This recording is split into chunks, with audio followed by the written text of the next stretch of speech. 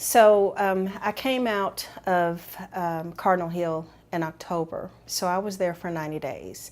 I went back to work that December, and I was thinking that, okay, well, this is a court case. It's there's going to be a trial. Am I prepared to go to a trial? Am I ready for what the attorney is going to ask me or say, or how are they going to portray me to look, or which honestly, I wasn't really worried about that because I knew who I was and they weren't going to find anything that was going to make me look bad. I will say that at this point, working with the attorney is highly important. It declares communication between attorney and petitioner on this level, regardless of how much you want to protect the survivor from experiencing any of this violence again, be it mentally. It's important to communicate, because when you don't communicate, it feels as though they're taking their own direction and they're not really taking your input. That's when I actually heard about, we want to make an offer. And I'm like, well, who is we? Because I don't. We is not me. And 15 years is not going to cover what I have to experience for the rest of my life. So instead of making an offer, we did go to trial. It probably took 2 years to go to trial. And I had an amazing amount of support from the Commonwealth Attorney Office. It was overwhelming, but it was great because I didn't know who all these people were, but they were coming up to me and saying, did you sleep okay? Are you okay? Do you think, you need anything? But I can honestly say I had peace the night before and I slept great. And I was mentally and physically prepared to, 1, look at him directly in his eye, 2, be able to tell him how I felt, and 3, explain the story. In preparation to the trial, there was hearings, and the attorney did say that I could come, but it wasn't really a need for me to come, so I didn't. My team my legal team, they actually came to my house a couple of times to prepare me for trial. They were very supportive, very knowledgeable, and very helpful. They told me about the what ifs. They told me about the probabilities. They told me about the likelihood. They told me what to expect of him, because he wanted to be sent off for a medical assessment, basically to say that he was insane at the time so that he can get lesser time. So to prepare me, they actually showed me the part of the video of where I was sitting at the end of the bar, and then I got up and talked to my friend and her father. And then he was behind me, and that's where we tussled, and the video stopped. So they did preserve my emotions by not showing the shooting, and not showing me laying on the floor trying to run. Not for sure what the jury saw or anyone else, but I knew just that. I knew that when it was clear and it was recorded, I knew he was going to get what he deserved. And I had no question, I had no doubt, I had no fear.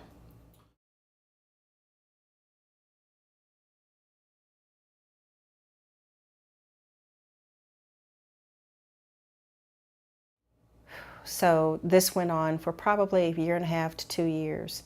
And finally, we come up with a trial date. And I go to trial, and I did testify. And before I testified, I had to wait outside. So I went into the courtroom, and it was a big thing because you have this survivor coming in a courtroom in a wheelchair.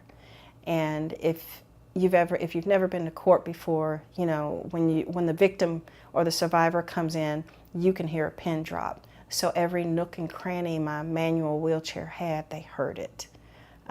I heard it, which I had to block that out and say, okay, this is normal. You know, you just need to get up here and say what you need to say. And you know, everybody was running to help, and me being the independent person that I am, no, I got it. No, I can do it. You need help? No, I can do it. And it wasn't tough. You know, I think that's where I found my strength, more strength anyway. And as they were talking to me, I just looked at him, and I looked at Wendell, and he was sitting over there at the table with his attorney. And all I could feel was, I don't know if it was anger or frustration or I'm going to get your ass. You know, you're going to get everything you need, you deserve at this point. Wendell stood up at this point, and he's pacing, you know, the little area, and then all of a sudden he starts crying and, you know, just weeping like a baby. And everybody's, you know, the judge is telling him he needs to settle down. And then finally he asked if he could be excused from the trial that day. I think that went through me more than anything, because how in the hell can you allow an abuser to be excused from court, or excused from a trial?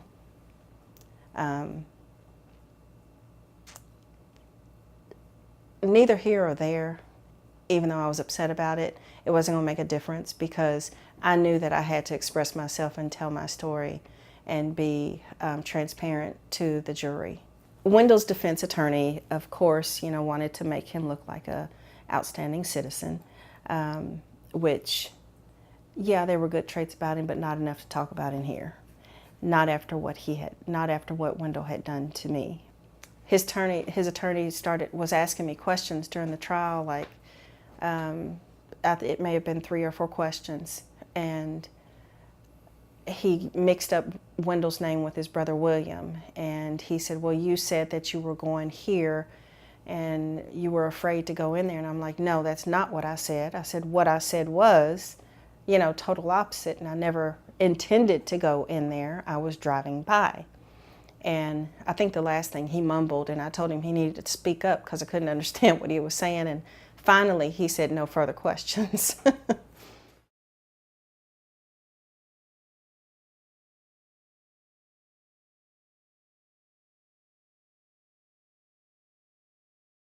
At the closing of the trial, it actually went rather quick, because it was like say it was a Thursday midday, and it may have gone on till, say, 3:30 in the afternoon. And I was the last person to testify. Then we had to come back the next morning. Wendell had 2 witnesses. And, you know, one was from a girl that apparently was his new girlfriend that I wasn't aware of. And he was actually driving her vehicle the night that he shot me. The second witness that he had was his brother. They tried to ask questions, you know, to make me look like a bad person, or, you know, but there was nothing negative that could come out of that. So when I heard Wendell's witnesses speaking of him, they spoke of him as, you know, a nice guy. You know, yeah, he's got a few issues, but he's overall a good guy.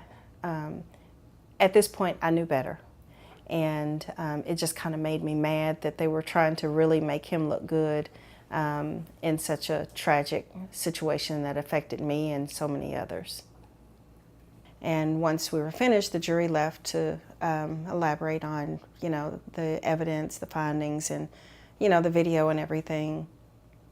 And so immediately it was like maybe 5 minutes. Maybe 5 minutes after the jury was deliberating, they came back out and they were ready to determine if he was guilty or innocent. And I knew it was going to be nothing but guilty. There's no way it could have read any different. So they found him guilty, and then I guess it was maybe 2 minutes. They deliberated again as far as his charges and time is concerned, before you could get comfortable wherever you were outside of the courtroom, you had to go right back in. And at that point, they found him guilty of assault, 2 charges of wanton endangerment, felon with possession, and breaking the terms of a DVO that his ex-wife had on him. So he ended up with 35 years. And at that point is when he straightened up and he realized what was going on, because he didn't think he was going to get 15 years. And that's why that's another part of the reason why we went to trial. I was happy, and people were elated.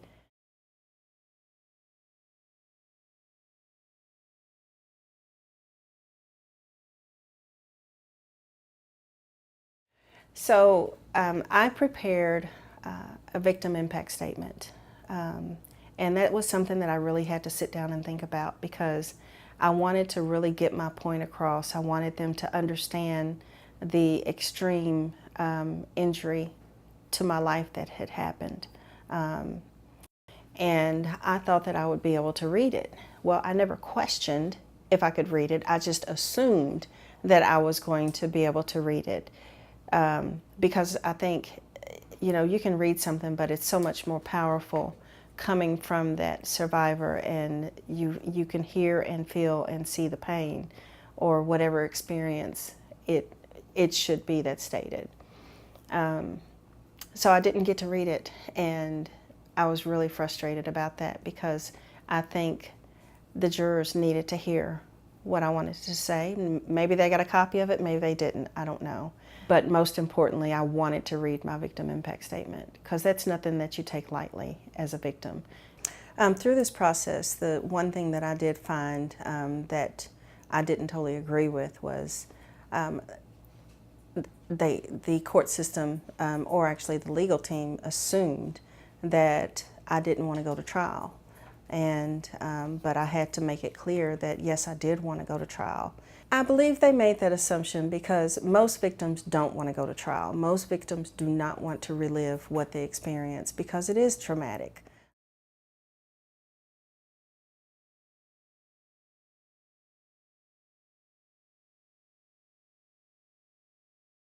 Yeah. In my communication with the advocates here, I learned of different resources that could help me through this trial situation. Which actually the VineLink system, that's the notification system of your case.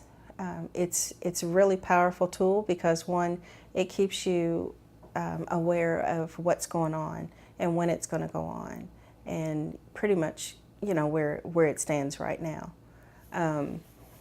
So that was great.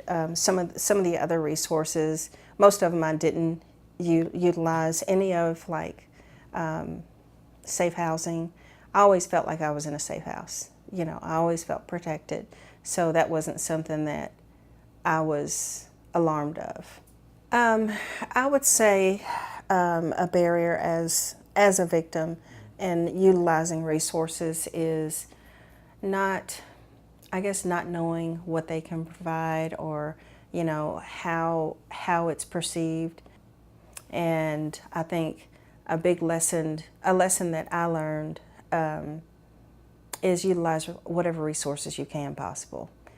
Don't turn them away, because they are there for you, and to pay attention to the documents that you receive, because they give you meaning, they give you understanding, and they continue to show you the process as well.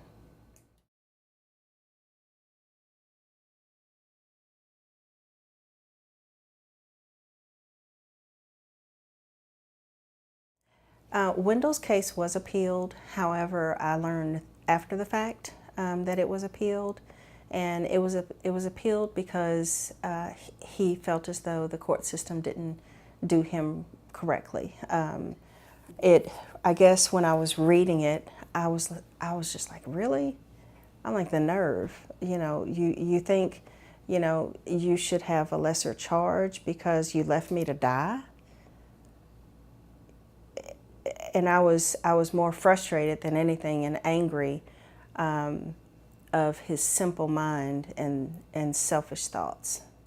Well, once I found out about the appeal process, that's when I realized, oh my gosh, I'm going to have to go through this again. To what extreme is it going to go to at this point? I really didn't know, and just the unknown thought was stressful. It was emotional. I thought that this would, just kind of ease its way out and be over with. With the legal appeal, I can't recall the communication level between me and the legal team. I don't recall that there was one, only because I was able to find the appeal online. I would have definitely liked to have had contact from one of the advocates to at least let me know, hey, let me tell you what's going on in this situation, because you don't really know anything, until it's really too late.